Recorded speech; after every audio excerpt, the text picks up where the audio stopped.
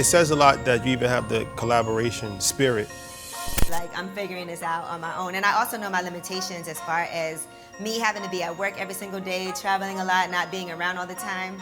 I don't want to take on something like that myself. And so I would rather have 34% of something successful than 100% of something that's not working.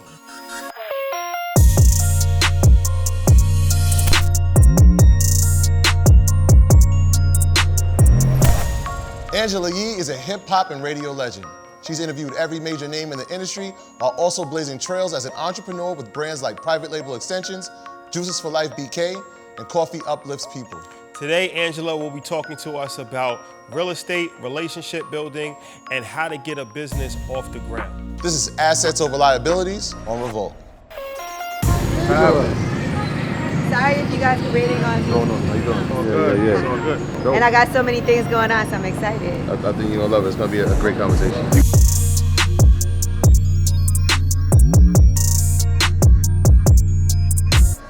Yes, Brooklyn forever. Angela Yee, thank you for joining us. I'm excited to be here. Yes. Should we put Hall of Fame Angela Yee in front of her name now? Yes. We only did stuff on Zoom together, so it's nice to be. Well, Nah, we just no, was for your with you. show. For your show. Oh yeah, that's a fact. Not for the Breakfast Club. Yeah. I feel like people might not fully understand everything that you have going on because they see you on the Breakfast Club so much. But outside the Breakfast Club, you got so much stuff going on. So I feel like this is gonna be a dope conversation because I don't think you really get a chance to really highlight that publicly a lot. I wanna actually start at the beginning because I know obviously you're from Brooklyn and you started with one of the most iconic groups in music history, not just rap history, music history. Yeah. The Wu-Tang Clan. So talk about that as far Got as it. I got my W. Yeah. Talk about your start working with the Wu and what that taught you and how that prepared you for where you are now. Well, first is I interned there when I was in college, when I was at Wesleyan. I did an internship in Staten Island at Wu-Tang Management on Bay Street.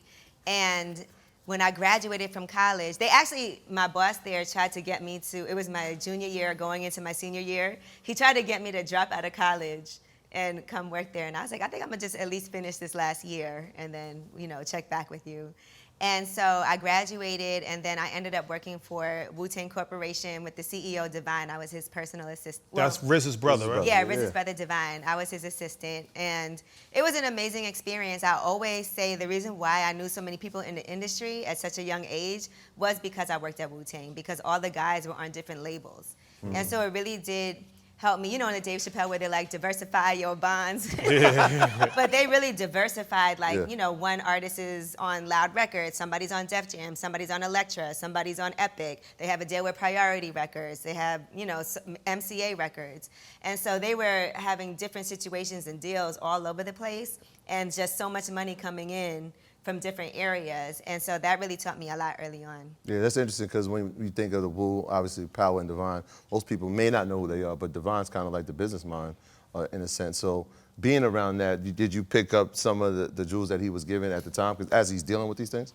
I definitely did. It was interesting because when I went to go work there, I had an opportunity to work at a label, and my friend was working at the label. My best friend, she was working at Sony, Santi Gold, and she told me, Angela, go work there instead. She was like, don't come here because they'll have you in a position where you'll be an assistant forever. They don't want you to learn. They don't want you to surpass them. So you'll just be answering the phone and scheduling meetings. She was like, take that job.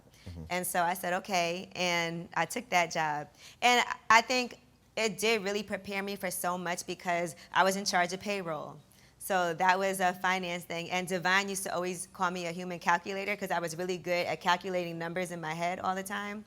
And I still do that because I can go shopping and see 30% off, and I could calculate the 8.25% sales tax and know exactly what something's about to cost. And so, it was that. It was organizing studio time. It was just being in charge of a lot of different things. And I remember Method Man was buying a house. And so that was my first experience, trying to figure out how to put together stuff for a mortgage. It was a lot of different things that I didn't realize I was learning, but I was. So now that you're putting together for a mortgage, is this the first time you're understanding what it is to actually get a house when you got to get the preparation for it, you got to get tax forms, you got to get bank account records? This is the first time you're actually coming in contact with that? I bought my first house 8 years ago.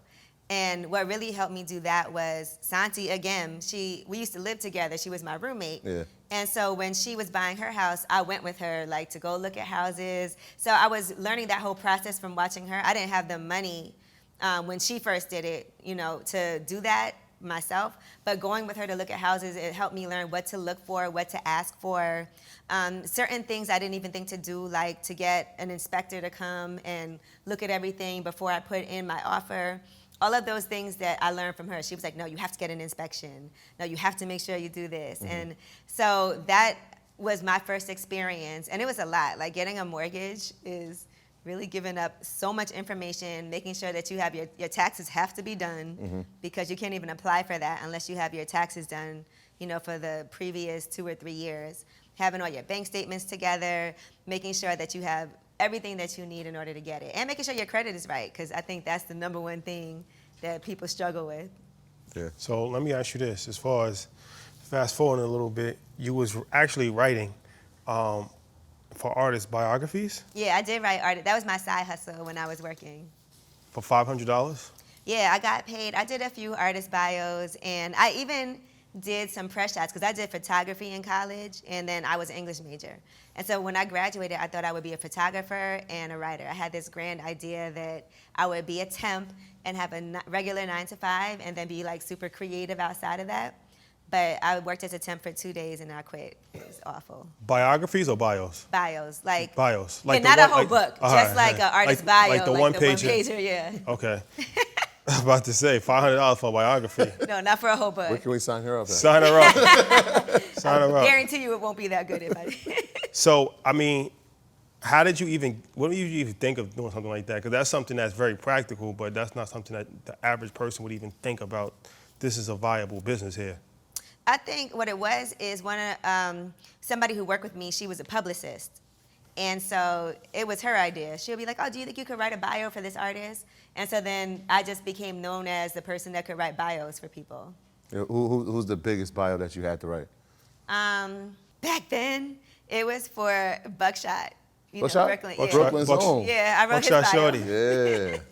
And then I wrote some articles. I actually did a cover story for Vibe magazine before, and that was on MMG.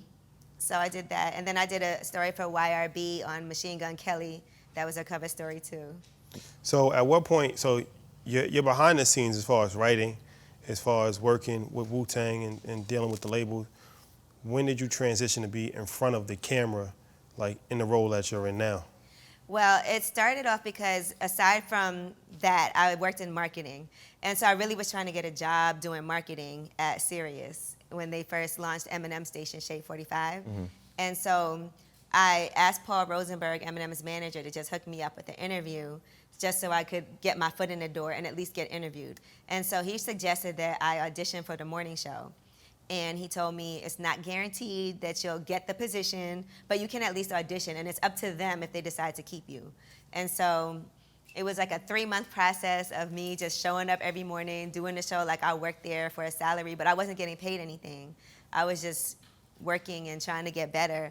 And then it wasn't until we did an interview with Jay-Z and Memphis Bleak and Young Chris, and we walked out of it. It was such a great interview that they hired me like on the spot. So that's why Jay-Z would be like, I'm responsible for your career. Because it was when he was becoming president of Def Jam. And so he was doing press around that. And I was at Sirius, and I was walking into the bathroom, and he was walking out of the men's bathroom. They're right across from each other. And he was like, what are you doing here? I was like, I'm about to interview you. He said, don't fuck this up. And you didn't. That's it. This is like 2006, I feel like. It was, I don't even know how long ago. It had to be about almost 18 years ago. And then everything changes when you get on Breakfast Club. Yeah, so Breakfast Club started almost 12 years ago, and when I got that opportunity, I was lucky in radio. I've never had to leave New York. A lot of times when you work in radio, you end up going from market to market just because you want to make sure that you're on the air. And sometimes people end up having to do overnight shifts and things like that. But I just started off on a morning show at Sirius, and some people were so mad about that. Like, why did she get that? And I get it. It probably wasn't really fair. But I did have a great background as far as my relationships with people from marketing and from being an assistant. And the first week I started auditioning there was actually when Old Dirty Bastard passed away. And so nobody was getting any exclusives, and I managed to get Jizza on the phone, you know, just to express himself real quick. And then everybody from All the Serious was rushing over, like, do you think we could get a phone? I was like, no, I would never, you know, do that. I just got this just because it's a personal relationship.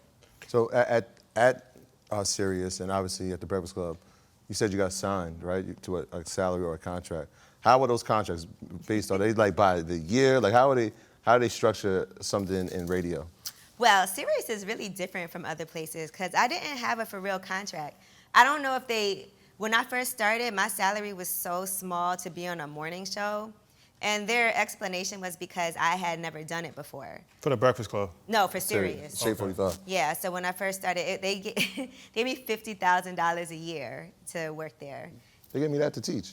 So it's okay. But you know, it's a morning show, Yeah, so nah, you're it's thinking dead. like, I already had been established. I was 28 years old. So I already had been working and making like more money, way more money than that. You know, that was like, I had made that earlier on in my career, but I was making more than that. And I had so many bills to pay and expenses to take on.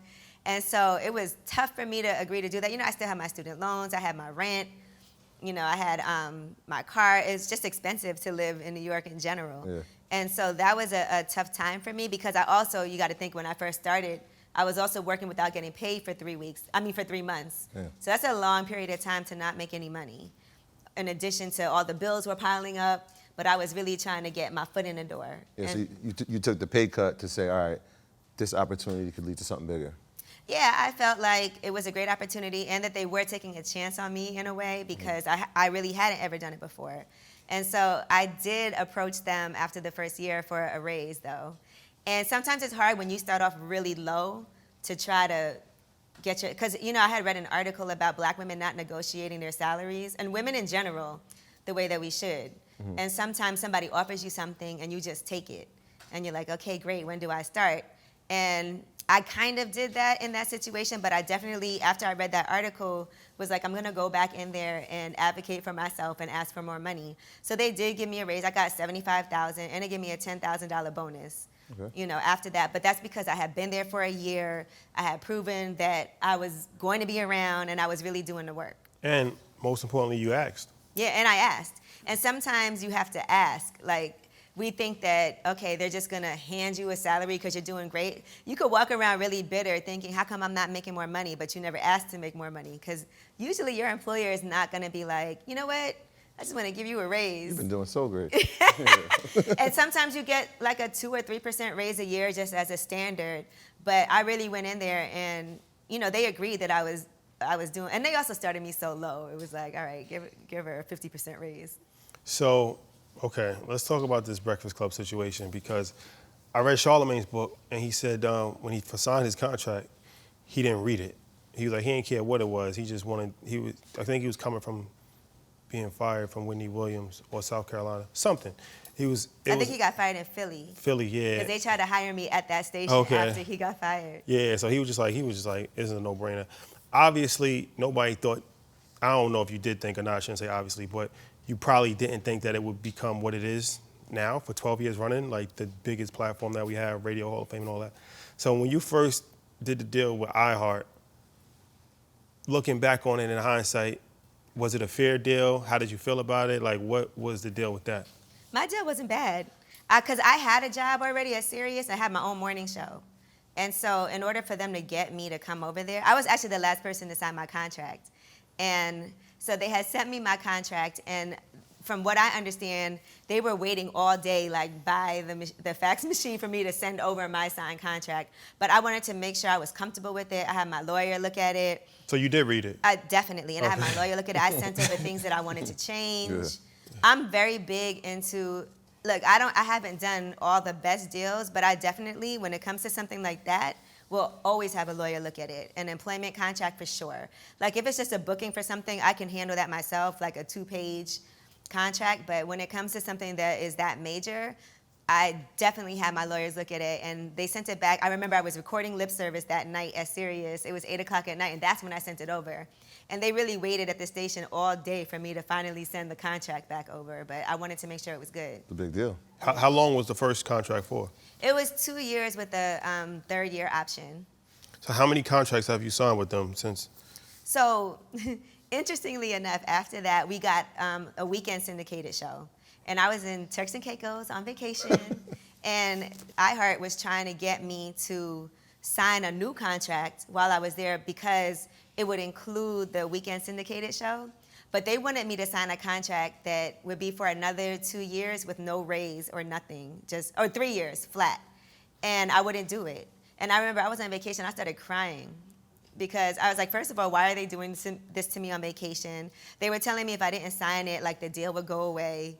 And so I told them, I was like, well, aren't we doing a good job?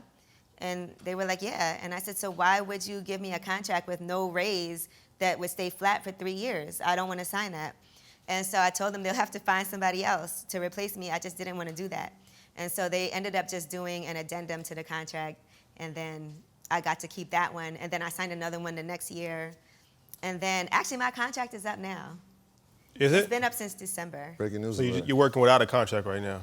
I had done extensions, so every month, like until we work out this new deal. Okay. So that weekend syndication, that obviously you're on from Monday to Friday, but the weekend syndication, that's just an addition, or is that like? Yeah, it's in addition. So we have like a countdown show. Yeah. So it's just a countdown show, but we started off with that. Okay. And that was to get other markets comfortable with hearing our voices on the radio. Yeah. And then after that, that's when we got the syndication. Our first market was Milwaukee. So now the show becomes nationally syndicated. Now, since it's not just New York, obviously, I'm thinking, does the rate that you're asking for has to go up because now you're a larger audience, yes or no? How's that So work? the way that works is with the syndication, you get like different shares in markets. So we get paid quarterly for that. So we have our regular base, and then depending on The performance of the Yeah. different markets, you get rev share type. So Dame Dash, I think that's probably my favorite interview that you guys have ever done. And I think it really changed the culture as far as financial literacy. People Definitely. either hated it or love it at the time. Changed my life. But I also feel I saw a lot of you guys' business models change a little bit after that. Did that have anything? Because I saw like Envy getting heavy into real estate, Charlemagne with his podcast network and a variety of other things. I know you got the Juices for Life and real estate and all that. How did you feel about that interview in the moment? And did you think it would have the ripple effects that it had on the culture and in the world of business?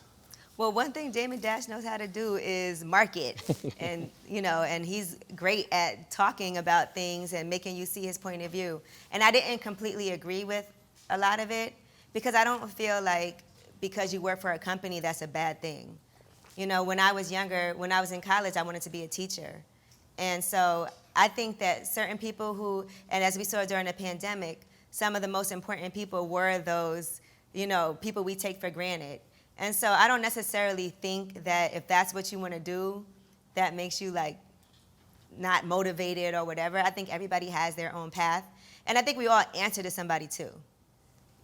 We can say that like we're all independent and we're entrepreneurs and we're this, but you still always have somebody that you're kind of having to, do stuff, whether you get funding from someone and you have to answer for that, or you have customers that you have to answer to. Like no matter what, we're all in some type of service to other people. And so I didn't completely agree with a lot of things that he said, but I understand and I encourage people who want to be entrepreneurs to do it. It's a huge responsibility, and everybody's not in the position, I feel like, at certain points in their life to do that. So if you can, it's great, but for some people, it's not for them. Did you ever think, when he was saying, like, you guys could do this on your own, y'all don't need iHeart, and y'all could da-da-da-da, did y'all ever have a conversation like, maybe he's actually right? Maybe we can actually, when our contract is up, actually do this without having iHeart? No. No meeting needed. Well, No, there you I don't have think. it. Yeah, There you because have it, look, Dane. it's the same reason why people sign to a label or they do a book deal through a publishing company, because you want the support of that company that has all the satellites and all of the different cities, that has the marketing staff, that has the team in places, that has other shows on the network, that has an audience, that has budgets, and that has all of those things. So I I don't think we ever discussed, like, we should leave, and do it ourselves, because that's a big responsibility.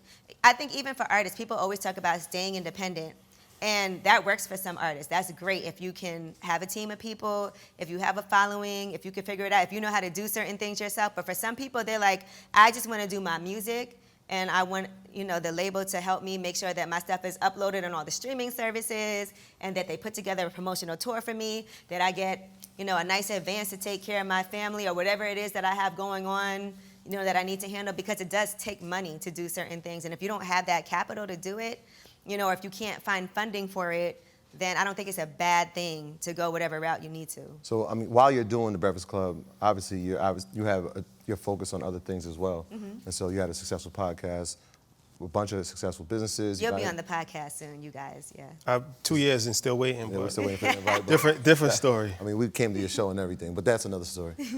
So, real estate, obviously, you got some the Juices for Life business.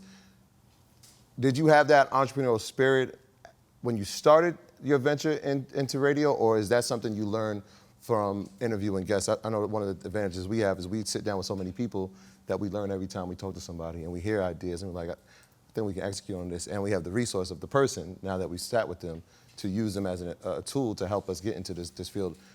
Which approach were you? You had the entrepreneurial spirit, or did you learn as you were going? I think I kind of did have a little bit of an entrepreneurial spirit, just because of the little side hustles I did when I was younger. And then there was a point in time where I didn't work at one place, but I was consulting for like 6 different companies at a time.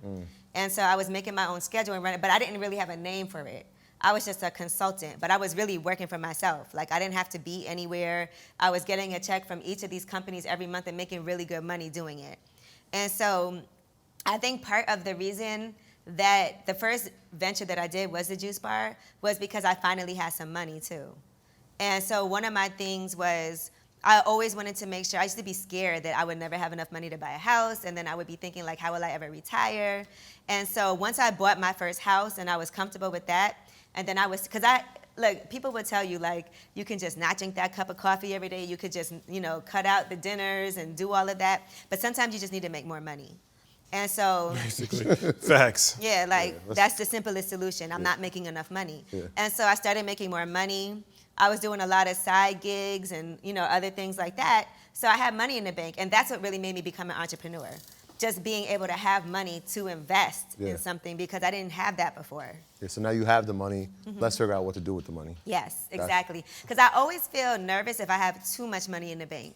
Good problem. Yeah, but I also feel like it's a waste. Like, it's not doing anything. You're not earning anything. Yeah, so like, you can't just have your money sitting in the bank. Like, I'll save up money for it, and when I hit a certain goal, I know I have to do something with it.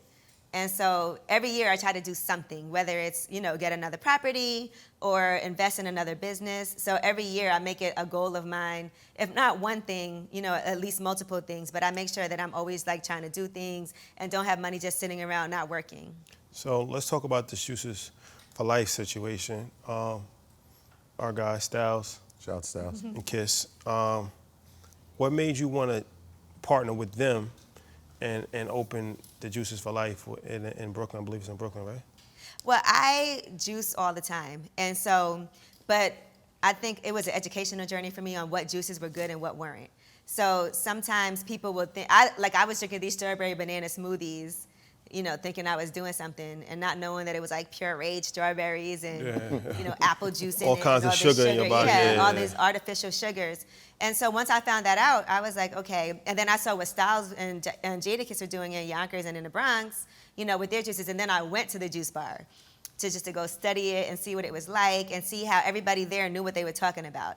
Sometimes you can go to a juice bar and ask questions, they have no idea. Like, Yeah, which number do you want? yeah, and you're like, Pick well, two what's fruits. it? And Yeah. like, I always look to see, is it whole fruits and vegetables that you guys are using? Because you can't have a small stand like, this big and think that you're getting fresh. Where is it? Where are you? Because it takes a lot of space, refrigeration to store that stuff. And so I went to see how it worked, and then I decided I wanted to do it. And Styles just gave me his blessing to go find a location, and I did in Brooklyn. So how's the partnership work? Like, you guys are 50-50 partners. You Envy is a part of it too, right? Yeah, we each have a third. Okay. And You Envy. I think I might have 34. 34. One up. Because I'm in Brooklyn, Yeah. you know, and I'm Yeah. probably I'm the most hands-on one in the Brooklyn one. But it says a lot that you even have the collaboration spirit and not try to just do it on you. They already have a proven model in place, Kissing Styles. And I think it's dope that you can, you know, use the name, license out the name, and it's like a franchise model almost. But I think that collaboration spirit, especially in hip hop, is something that, you know, is a dope situation. Yeah, we saw it in hip hop, now we see it in business. And so that venture, is that what inspired one of your newest things, or the coffee uplifts? Yeah, I think for me, with that one in particular, I don't think I would have been successful if I did it without Styles. Just because he already knew where he was getting the fruits and vegetables from. He had all the vendors that he was getting his products from. And even just as far as knowing what to buy, the fridge, where to get that from, the blenders, all of that, having people that could come repair things because they break all the time. And so things like that, I just felt like, and also I just liked what he was doing. And so I feel like it's more powerful for me to say, I'm doing this with Styles P than for me to just be like, I'm figuring this out on my own. And I also know my limitations as far as me having to be at work every single day, traveling a lot, not being around all the time. I don't want to take on something like that myself. And so I would rather have 34% of something successful than 100% of something that's not working. That's a major key right there. Bar. That's a major key. Bar. Let's talk about real estate. I know you're passionate about real estate. When did you get it? Was it Detroit that? Well, my first house was in Brooklyn, and that's a 2-family house. And I did that intentionally just because I was like, okay, God forbid I get fired from my job. I want to make sure that I have some income coming in so that it helped me pay the mortgage. And so that was very intentional for me to buy a first property that also was bringing in some income. And so then after that, I did get 3 different properties in Detroit. And one of them we got from the land bank. And so we paid $1,000 for that one. Because on the land bank, they auction off houses every day. Yeah. And so somehow no one bid on this house. So got that house. That was the first one I flipped. Then I have another house that I bought for $25,000 that I still have now. And then I have a third one that I bought for $45,000 that I actually just sold, and we should be closing next week. How much? The one you have for $25,000 and the one that you just sold. How much is the one that was worth now? And how much did you sell it for? We sold it for $350,000. So you got it for $45,000 and sold it for $350,000. And then we spent about maybe like $75,000 fixing it up. Okay. And what about the one that you still have? How much is that worth? I'm holding on to that, but it's probably worth about maybe a little less than $400,000 now. Yes. So you've had it for years. Yeah. You've renovated. Do you have property management teams out there that handle it? Because obviously you're in New York, you're in Brooklyn, so who's watching those properties while you're here? Well, what was great was the realtor that actually sold the house for me. He helped do a lot of things also. So he has a team of people that rehabs houses. That's how it works for him. So knowing that he's getting his cut also gave him the incentive to make sure that it got renovated properly.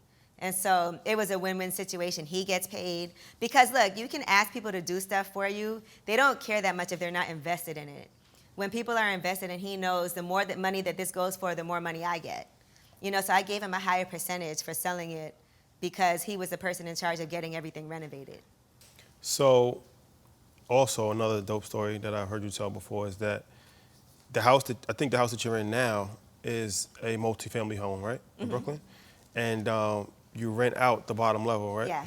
So talk about that because that's something is extremely important as far as, we talk about that a lot. Shout out to MG the Mortgage Guy, where it's like buy multifamily homes so you can rent it out and actually have cash flow that can actually pay for your mortgage or even make money on the home as opposed to just having a single family home, which could actually be a liability if you're not making any money on it.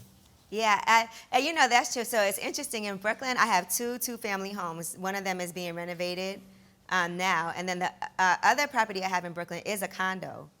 But I got such a great deal on the condo that I couldn't pass it up. And I tell you, it is the easiest thing I've done.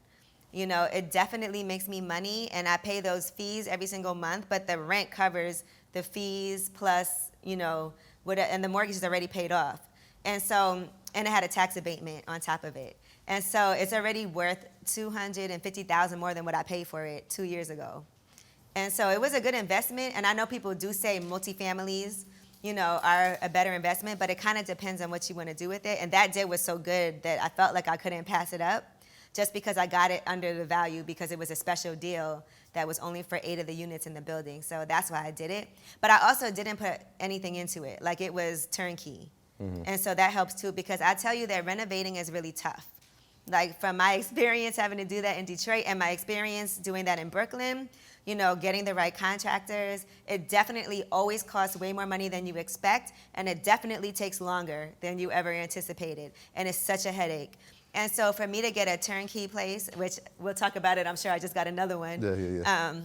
You know, that to me was really simple for me. So that worked out for me good because I didn't have to put any money into it, and it already appreciated in value, and it's paid for. So with everything you got going on, are you actively looking for deals, or are people approaching you with deals at this level? I think it's a mixture of both. You know, like, for instance, right now, and you know this because I sent it to you, I just got another property in the Catskills that I'm going to Airbnb. And, like, we're literally closing on it, like, probably next week also. But I did that with my realtor. And so for me, she was a great person for me to partner up with because she'll be in charge of making sure that it gets rented out. There's a management company taking care of it and everything that we need to do. And then I'll help with the marketing of it. And we're just partners on it. And I just think for myself, it's easier for me to have partners on things than for me to have the full responsibility. But that's just my situation. If all I did was real estate, then I probably could do a lot more things by myself. So let's talk about this app that I heard that you are your owner in the app. Yeah, so it's called Stellar, and so it's Stellar Cred. And so the guy who founded it, Lamine, he also founded Joust Bank, and then which was really successful. He sold that, and so now he's the founder of this, and he raised $7 million before we even launched.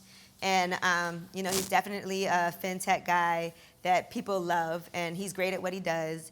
And so I'm invested into that too now. But what I like about it is it's about credit. Remember, I was talking about how important credit is when you're trying to buy a home. And so with this app, you're able to improve your credit. And what they do is they pay your bills for you every month, and they report it to the credit bureaus. But they also report everything, like if it's your gym membership, if it's your, you know, Netflix, all the things that normally might not get reported to the credit bureaus, they take everything, all your bills, and report all of those to increase your score. How did you get introduced to that? You know, I do this thing called Wealth Wednesdays, and my partner, Stacey Tisdale, she's the person that introduced me to Lamine. We had him on the show. I was impressed by him, and he said it actually being on the show really helped with Joust Bank. And so after that, he was like, he understood the power of it, so they actually approached us to be involved in the app. And so it was, that was the combination of it. And I get approached to do a lot of things, but I don't do them all because you can't. You can't just do something because it's there for you. You have to really pick and choose things that you're passionate about and that you believe in. And so I believe in Lamine, and I believe in that app, and so I'm excited about it because it's launching next month. Is angel investing something that you want to do and like on a more broad scale? We see like Nas doing his thing, and a bunch of other people, of course, Jay, and you know, it's become real popular in hip hop. That's something that you want to do more, is startup companies? Yeah, absolutely. I don't have the money that they have,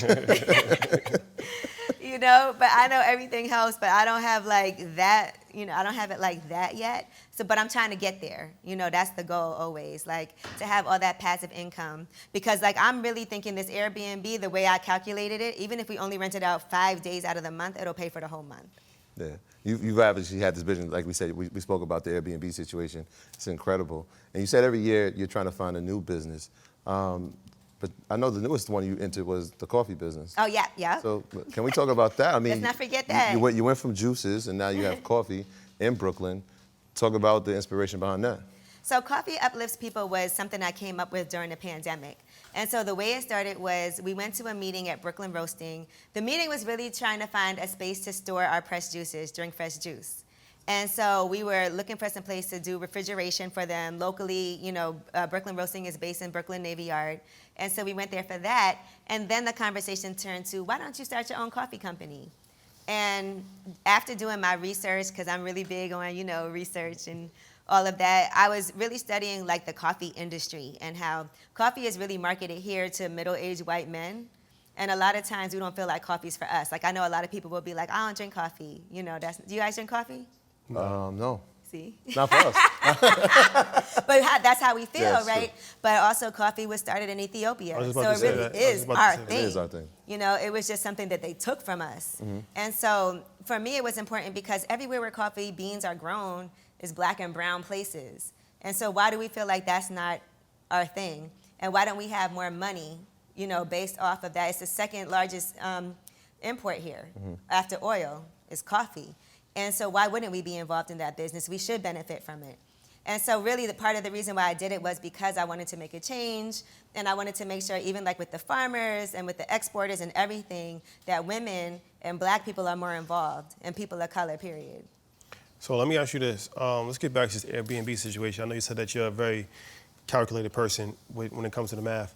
Can you break down the math a little bit in your head, why you thought that, you know, the Airbnb was gonna be a good idea?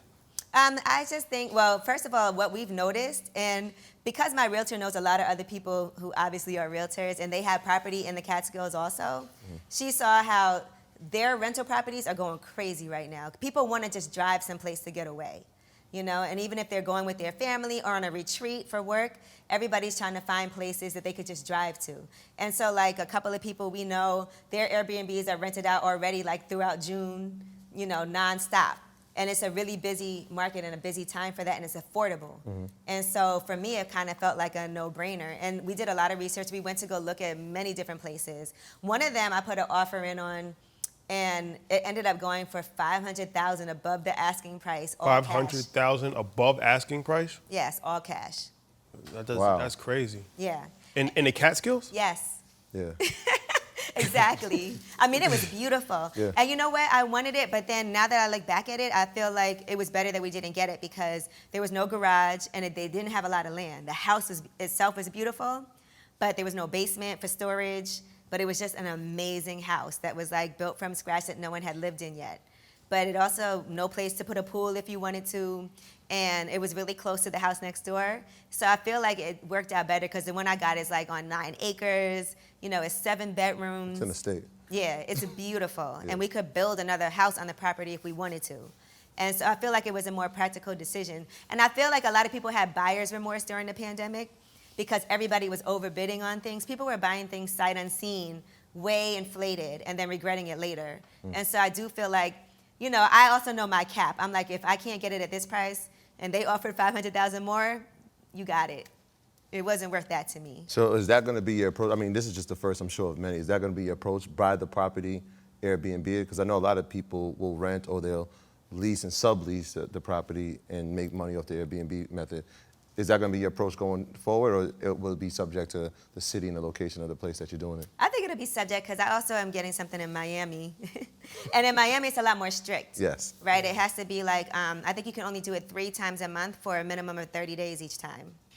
And so these are like long, because they don't want people coming in and out of these like luxury buildings. But I love luxury real estate more than anything. Like I know some people do real estate just because they want to make a profit, flip it, and not even have their name on it. But I like stuff that like, this is my property, you can see it, I'm proud of it. And I just like that. Like even if you see the juice bar, when I first did the juice bar, the guys all thought it was so funny because I have like chandeliers hanging in there. I have, you know, gold wallpaper, black toilet, like a couch, like from Restoration Hardware. And the way that I did it was like a living room. And so I really enjoy like the interior design aspect of it too. And really great architecture, I appreciate it. That's why I love brownstones in Brooklyn. And I like trying to preserve certain details about it. I love like exposed brick and wooden floors and just all of those details that I feel like make that a beautiful home to me. Yeah, so you obviously, every year is a new business, and we know one that's this year. What are we looking forward to in the next, let's say 2023? What's a business that you've got your eye on now that you're already doing the research on, you're formulating the plan? Well, the coffee business is what's really big for me now, and the plan is to start franchising. And so I do want to open 2 more locations, and then we want to do the franchise. And so that's what the plan is. And that's really like where my focus is, and the pressed juices also. I want to make sure, you know, the pressed juice, I was having a lot of issues with the drink fresh juice because of supply. And they're not easy to make because it's all juice, they're organic, you know, and sometimes like just people are like, these are difficult concoctions to make up. But I managed to find some place to get it done now. And so those will be back in a couple of weeks. So I'm grateful for that. But I want to get that in places too, because my plan is to put those in my franchises also.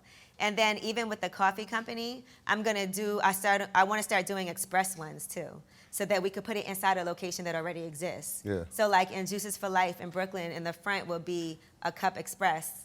And so I want to start that model too, so that it'll be way less overhead for us. I was just thinking that because a lot of times people talk about the profit margins in coffee, but a lot of people make more money when it's the express situation where Yeah. they can order it digitally, come get it, and move on. Yeah. You have plans to have it as coffee and bistro and offer food, or is that not part of the model? Well, we have food at the location in Okay. Brooklyn. So we have, and it's all black and brown owned businesses that we have our food from. Nice. And so we have these amazing vegan patties, and we have like, chicken salad toast. We have sandwiches. We have veggie sandwiches. We have all kinds of croissants and cookies. We have all of those things. Mm-hmm. And so the express one is probably going to have a way more limited menu, right. but we'll have things there too. So when you came on a Legendary Market Monday show, you had said something that was very interesting, where you use your reward points from credit cards to buy things. Can you talk about that? Yeah, I'm really big on my points and my miles. And let me tell you something, I guard those. Listen, I get so, I don't know if you guys watch Black AF. Oh, And okay. she was going crazy over like her points on her M. I was like, that's me, because I really like hoard my points. And so what I do now is on my Amex card, I hoard my points, and I get gift cards. So like, say for my new house, I'll get gift cards to Restoration Hardware. And so I might buy everything, put it on a card, and then get those points, and then I get a $2,000 gift card. And then now I can buy, some things that I need, and it's like I got it for free. And I pay those bills off every single month. So it's never a balance on them, so it's no loss. So instead of me using my bank card, I'd rather use my credit card and then pay the credit card off, and then be able to utilize, my miles and my points to get gift cards and all of that. They got West Elm on there.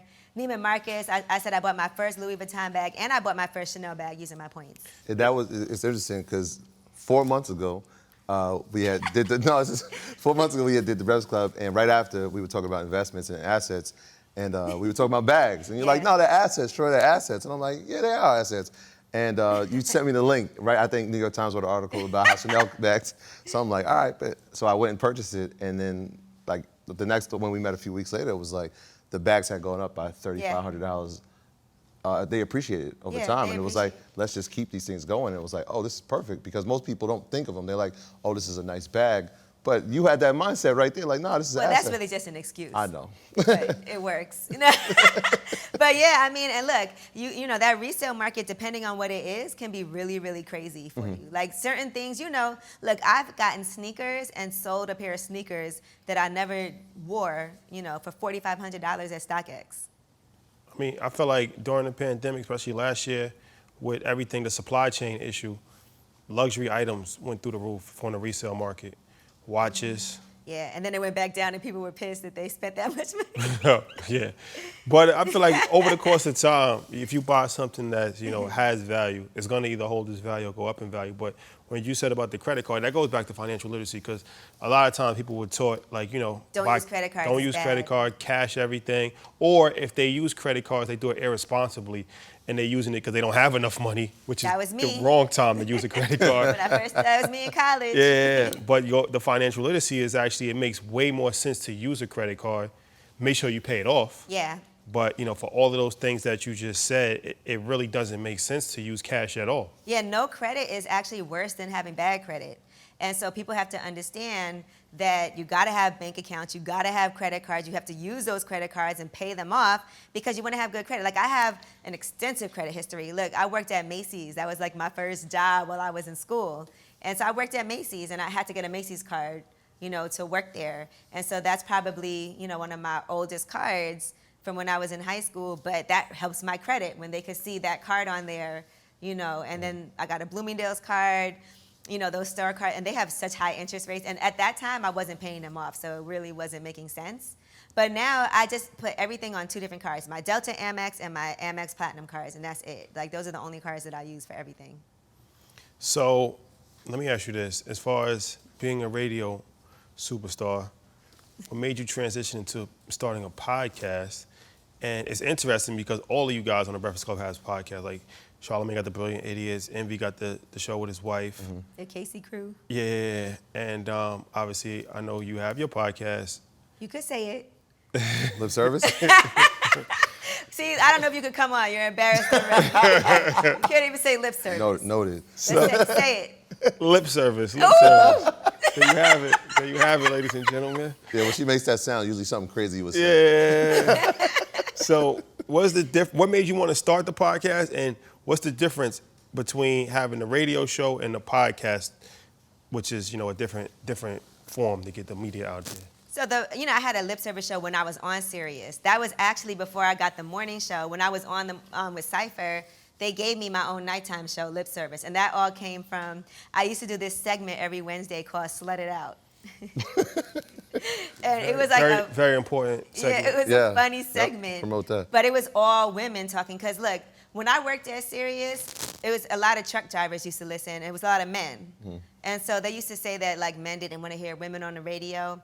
But it became so popular that they actually gave me my own show, because it was really just like regular girls just talking about stuff, and you guys get to eavesdrop on the type of things that we talk about. And so it would be like a lawyer, a receptionist, a doctor, like all different types of women, an assistant, like all different types of fields of different women, just kind of talking about like sex and their thoughts about it, things they've done, like funny stories. And so that's how Lip Service came about. And so when I left Sirius and went to iHeart, no more lip service. And I remember one day, Nicki Minaj came on the show and she was like, "You used to be fun. How come, when you used to have that show, Lips," because she had been on it. And I was like, she's right. I do probably need to bring and people would like always talk about it and be like, "Man, why don't you bring lip service back?" And so I did a couple of one-offs. I had August Alsina on and I had Mila J on. And we just did like a one-off and they did really well. And so then my friend Scotty, he owns Engine Room where I do the podcast. And I've known him since I was in college. And so my friend Scotty I was in high school, he was in college. He's actually the person that got me my job interning at Wu-Tang and introduced me to them. He was best friends with my ex-boyfriend in school. They went to Howard. And so that's how I knew him. And I don't keep in touch with that guy, but me and Scotty, are like really, really good friends. And so he was like, "You can do your podcast here." He was like, "You have to do it." And so I was like, okay, it's too many people telling me you need to do it. So I brought it back. So how is that as far as you're producing the show as opposed to being talent on the show? It's a lot of work, but I care about it. So for that, for me, is something that's more like passion project? Yeah, because you got to understand, I'm up there with the guys every day, and I feel like I kind of need that, and I also feel like we need that. Like women need that. A lot of guys have learned things to make their women happier, and so it's important for. It's educational. You've done a great survey. No, it's definitely. We should put it in the educational category. To the community for sure. Yeah. And I also feel like for artists and other people that have things they want to promote, there's not like a lot of spaces to have those conversations. So there might be times where they're like, such and such has an album coming out. We want to try to do something with lip service because it's that type of project. Like I remember Lada was on Twitter and she tweeted out, I want to do lip service. I reached right out to her like, "Hey girl, when you want to do it?" And it was during the pandemic. But even like, for people to come on there and you get to see a different side of someone. I feel like that's important to understand somebody. You get to really see people's personalities. Like I remember YG was on there, and before he came on, they were nervous, like, "Well, I don't know if this is his type of thing. He doesn't really." And he was like really fun when he came on the show. Or even like Yo Gotti came on, The Baby. Like we've had a lot of people on there. I think King Von, that's one of our most popular episodes. And I was just talking to Sada Baby because he just did it, and he was saying that King Von interview. He was like, he was glad people got to see his personality like that. Because it's like fun conversations. And I feel like guys will talk different when it's a room full of women, and it's a different type of conversation. Do you look at it as a brand? Obviously, you're doing the tours. There's merchandise that comes with it. Are we seeing maybe network television for lip service? Is that a vision? There's a few people. We actually had a deal at one point, and it got a little crazy because it was just too many executives in and out. Like the person that brought us in left, and the next person got fired, and then the next person came in and was like, "Let's do another pilot." And I was like, "You know what? I don't know if this is the right place for us." But yeah, and there's so many different places that it could go. I feel like And we work really hard on it. Like I'm gonna do it regardless, but I do feel like that could happen sometime soon.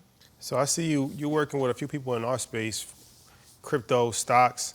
Are you invested in crypto? Are you invested in stocks? Like with stocks, yes. Crypto, lightly. Okay.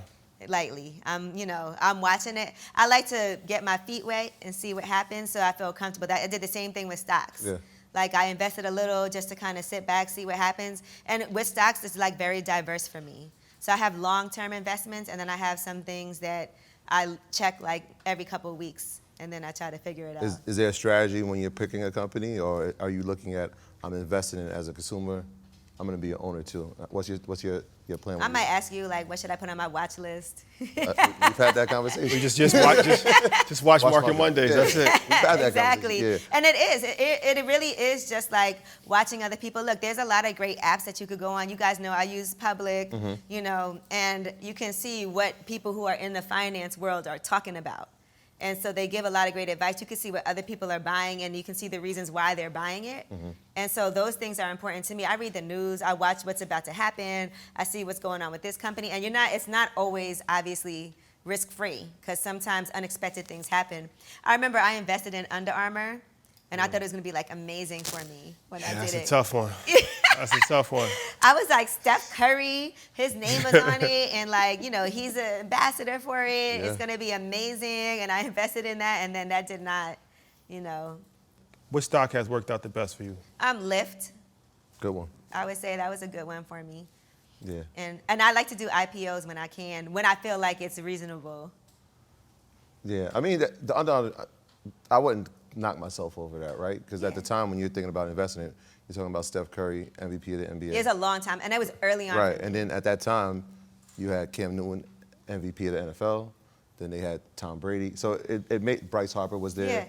Yeah, it made sense. But, and this is a valuable lesson that we learned in investing. Like, we don't have to recreate or try to reinvent. Who's the greatest sports apparel company that we know? Nike. Yeah. Right, and so if they're a publicly traded stock, before we go to the up and comer, let's go with the established one. And Nike had dipped. That would have been a great time, because Yes. now it's bounced back a lot. This is true.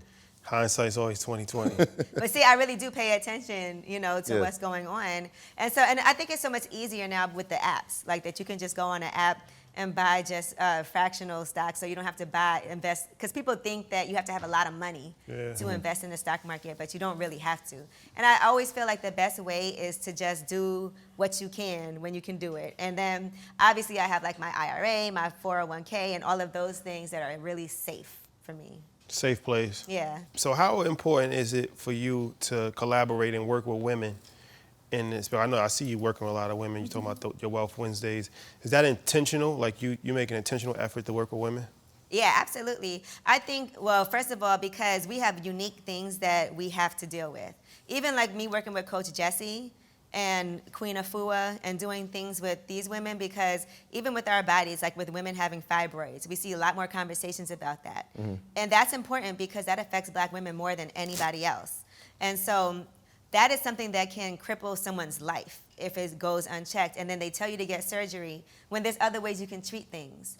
And so it's important for me to have conversations like that and give as much information as I can, because it's so important to me when a woman can come up to me, a Black woman can say, oh my God, I saw your interview with Coach Jessie and I had fibroids and they told me I had to get a hysterectomy. But after I did that, I said, you know what, I'm gonna change my diet, I'll do this, I'm gonna do the plan, I'm gonna do the detox, and then they see a great improvement. And we've had like real cases. So when I can see that something is proven and really works, that's important to me. And when I see women in spaces like in finance, because I feel like with my own experience with my friends, and just even how I didn't know anything about that growing up. And I feel like we're a lot more timid to jump into the stock market because we're very risk averse and we don't want to, put things like out there and it might not work out. And so I just want us to take more risks and be comfortable doing it.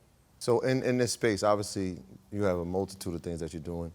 Is there anybody that looked at you and said, this young lady has talent, I'm gonna grab her under my wings and show her the ropes? I know you came to a station and it was you were the dominant female, and then obviously Angie came, and I felt like there was a great relationship between you two.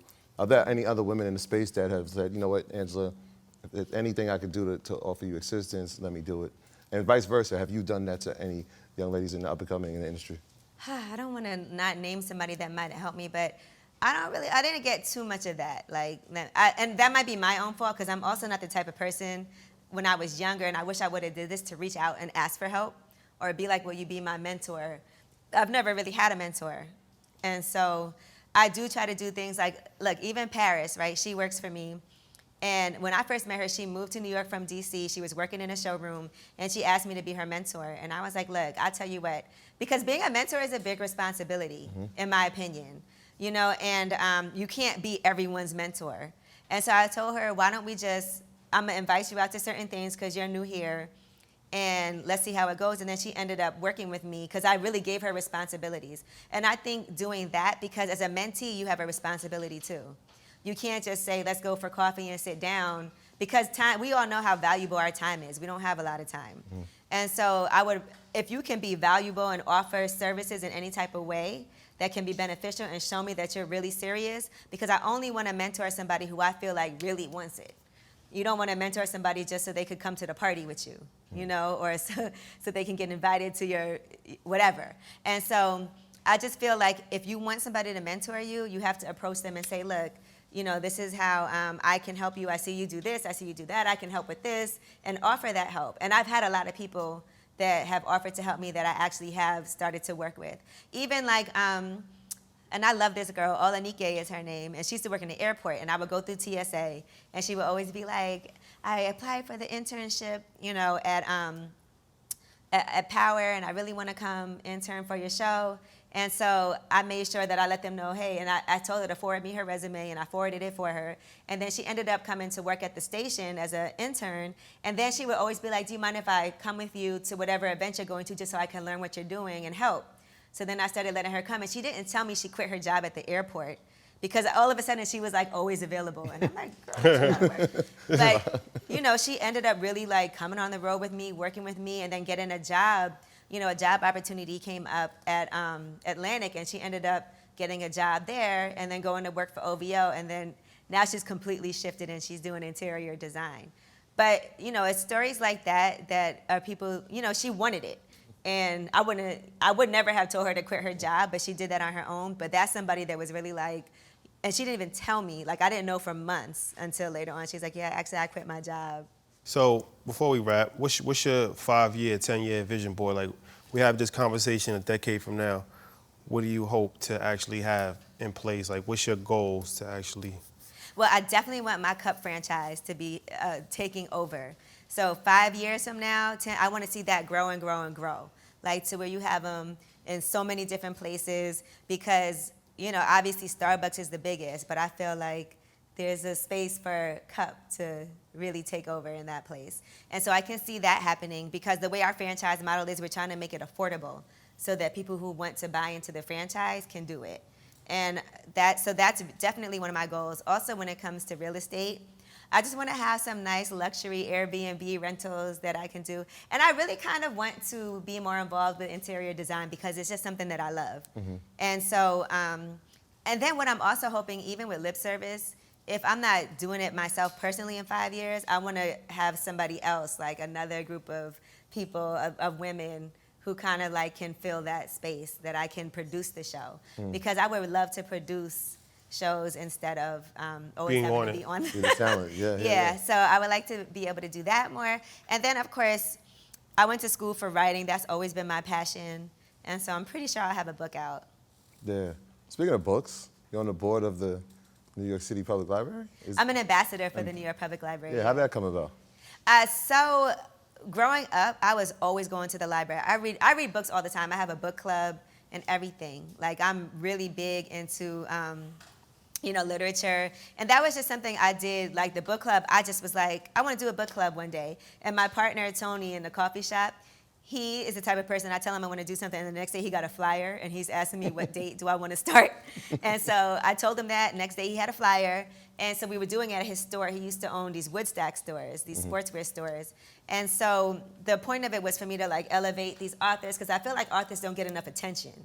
There's certain celebrities that their books will become bestsellers because they have a great platform to be able to promote. They could do a book tour, but most authors can't do that.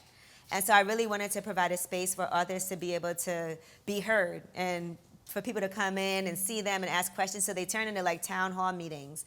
And so the New York Public Library approached me about being an ambassador. They've never done that before. And so that's really how it happened. And when you said the franchisee thing, it made me think, a lot of times when people try to become a franchisee, they usually have to be an accredited investor. And I know you said you're going to change some of the restrictions that have held people back. Are you specifically looking for people of color to? Yes. Very intentionally. Yeah, very intentional. Okay. And that's the point of it. And then we also want to make sure that we give them like all the proper training. And so that's all part of it. We're really in the beginning stage of starting this whole program that's going to help people become baristas, but also become business owners and franchise owners. Perfect. So I heard that you are an avid watcher of Shark Tank, and you actually are interested in business plan development. You're the first person I've ever heard in life that's actually passionate about business plan. That's like being passionate about algebra. So I do enjoy algebra. She went to Wesleyan, Rashad. yeah, we don't all have that level. I'm actually really good at trigonometry. Yeah, Really? you have a much higher education. Have you ever used than it? us. No, but that's the only class I ever got an A+ in. Well, you gotta understand, we're public school kids, state college type of guys. So you know, it's a big difference. College type of guy. Yeah, It's actually a smarter way to go. yeah. Some may say. Financially. Some may say the underdogs are on top. This is true. What advice can you give to somebody as far as starting a business plan and dissecting business plans, things of that nature? The reason I love Shark Tank is because of the whole pitch, right? You get to see people pitch their companies, their businesses, and so it helped me learn a lot about pitching things, right? Because what they really care about is numbers. And how is this going to be profitable? Why should I invest in it? And so I feel like I do business plans sometimes when I have something just for my own self. Like when I did the lip service tour, I did a whole business plan for the tour. To pitch to who? Well, I Just did to have end it in up- place, To have just it, to, like- just to Yeah, because it helps me too. make sure it makes sense. And I'll tell you why, but I did actually end up using it as a deck and getting, Sponsorship. Yeah, get us some Sponsorships. money. Yep. But it's good to have it on Yeah. hand because you don't know when you'll need it. If you have a business, you want to be able to run into somebody and they say, oh, what is it? Oh, well, can you send me something? And be able to send it within 10 minutes. And that's important to me, that I have something ready to go that is, that looks good. And I also feel like if you have to spend some money on getting somebody to help you do your business plan, then that's a great investment because that's something you're going to use for multiple people and want to send to everyone. But the reason why I like business plans is because it really helps you summarize what your business is so you can explain it to people and even to digest that yourself because you don't want to just start a business and not even be able to explain why or what it is. And then to also look at what else is in the market because when you do that, you're researching what other businesses are doing, how they're doing, what they're successful at, how you're differentiating yourself from those businesses is important. It kind of keeps you on track. And then talking about your team, who is your team, right? That's important for people to know also. And then what's your plan? What are the financial goals and what do you see happening? So explain how this is going to make money. And all those things are important if you ever want to get any type of funding. But not even just funding. If you want to get a grant or be able to apply for anything, you have to be ready. Yeah. So I can even imagine somebody trying to pitch something to you. You're looking for every one of these things. This is a tough sell. You know what? People will try to pitch things for me and ask me for money, and I'll tell them, get me a business plan, and no one's ever done it. No. That's the line. Okay, got Yeah, it. get me a business plan. Yeah. Because that's how I know you're serious. I have people approach me like, oh, I want to open this business. Can you give me some money? And they've been mad that I've said, okay, get me a business plan. Let me know what the overhead is going to be. Can you show me where you plan on opening the business? Can you tell me how much it's going to cost? Give me all of those details. And no one has ever done it. So obviously the pandemic, most people weren't open at brick and mortar, but you took the risk of saying, hey, this is my vision. You had the idea. What was the risk-reward ratio with doing it? I think that being able to negotiate a lease during the pandemic was a good opportunity because the space I got is amazing. It's on the corner, brand new building, floor-to-ceiling windows. We wouldn't have been able to afford that, I think, at another time. And so that really was a benefit for us. And then even me having time to think. I usually am so busy, I'm all over the place. And during the pandemic, I took a lot of walks around Brooklyn that I've never. You see things so differently when you walk than when you drive, or when you're riding in a car. And so I walked around a lot, and that's really how I got some of my best ideas. And so I was walking around, and I was like, I'm gonna open a coffee shop. And I immediately called my realtor, Sarah Golan. She's amazing. I called her, and I was like, I'm gonna open a coffee shop. And she was like, okay, let's start looking. Like anything I say I want to do, she's on it. And so we were going, and I never would have time to do this. We were looking at spaces. We looked at a lot of different places. And this one that we saw, we kept calling the owner of the building, and he was not calling us back, but he was on vacation. We didn't know. And we were like paying like, oh my God, why aren't they calling us back? Don't they want to rent this space out? Because we decided we really wanted a corner location with outdoor seating. And so we got it. And so I think it's a matter of, we knew what we wanted, and then when we saw what we wanted, she's really great at negotiating. And as far as like all the things that we managed to get, I would never have even asked for it because I would never think anybody would do it. But it was definitely a period of time that you could negotiate a good price on things. And then just even for me to have time to build something that I normally wouldn't have time for because I was around. Yeah, because a lot of people, like, they would, as an owner, you're thinking, where am I going to get income from? Because there's a pandemic, but you use it to your advantage. I'm interested in how long was the lease? Was it like, hey, we can get this price, can we lock it in for 5 years, 10 years? Like, how did you go about that? We did a 10-year lease. Ooh. And I think when you're building out a space, I think it's a 5 and a 5 though, but it's a 10-year lease. But when you're building a space up, you don't want to like not get a long lease because you want to make sure that you're going to be there because you invested so much into it. We invested a lot into like the design of the space, and everybody that designed our space is black and brown people. And so from our architect to our designer to the plumber, like everything. And we were really intentional about that too. And we're gonna have a wall of plaques so you could see what each person looks like. Because you know how they always say, if you can see it, you can be it. We want people to come in there and be like, oh, okay. Because they'll act like it's really hard to find a plumber or to find an architect. And there were so many good designs that were submitted to us, we actually had a difficult time narrowing it down. But I've heard people say it's difficult to find that, and it's really not. So who is the team that incorporates Angela Yee? Like, as far as your accountant, you got a business manager, you got a road manager, you got a man, like, what do you have in place? Who do you have in place? Great question. So I do have an accountant, and I just recently got a business manager, so I've never done that before, but I feel like things are happening so rapidly, I don't want to, lose control. And it's hard for me to give up control because I do so much stuff like myself, and I'm really hands-on. My partner, Tony, he's great in the coffee business and in my pressed juice business, and then obviously Styles as far as Juices for Life. And then, I have a hair store in Detroit also called Private Label Extensions. Yeah. And so Mikey is my partner in that business. And I have a agent. I love my agent for radio. Her name is Heather Cohen. And she's amazing. Like, she is really great at making sure that I'm in the right rooms and in the right spaces and in the right conversations and advocating for me when I'm not there. And so that's so different from me because I had a different person before who was awful and really didn't do anything for me. And, like, talk about a bad contract. Like, I feel like, sometimes you sign something and you just have to deal with what you signed and pay it out and just keep it moving. And so I had a situation like that.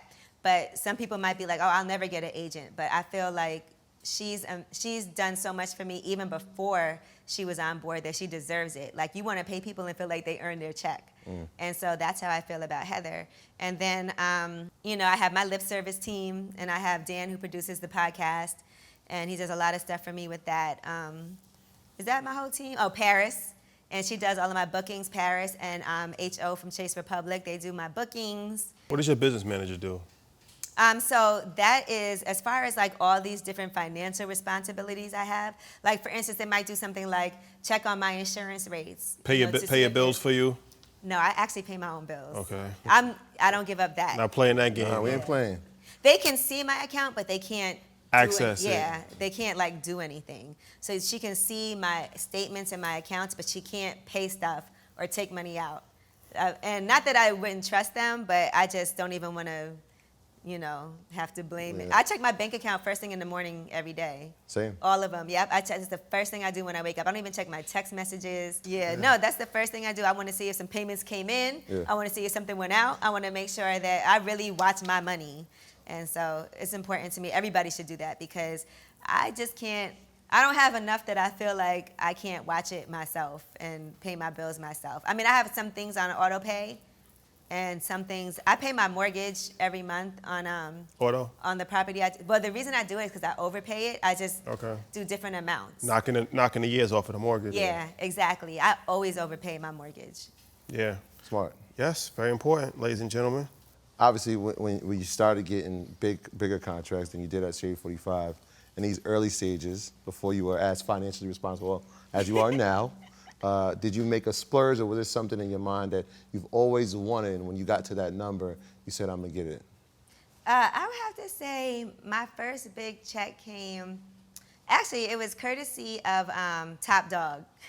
Top Dog, the ENT? Yeah. Oh, nice. And it was a nice 6-figure check. It was the biggest check I had ever gotten. What was it in relation to? So when Kendrick did that deal with Reebok, he told them that they should take care of me for bringing him to the table with it, because they were trying to reach him to get Kendrick for a really long time, and they couldn't. And so I called him, and it was interesting. I called Top Dog, and I was like, "Hey, Reebok's trying to reach you."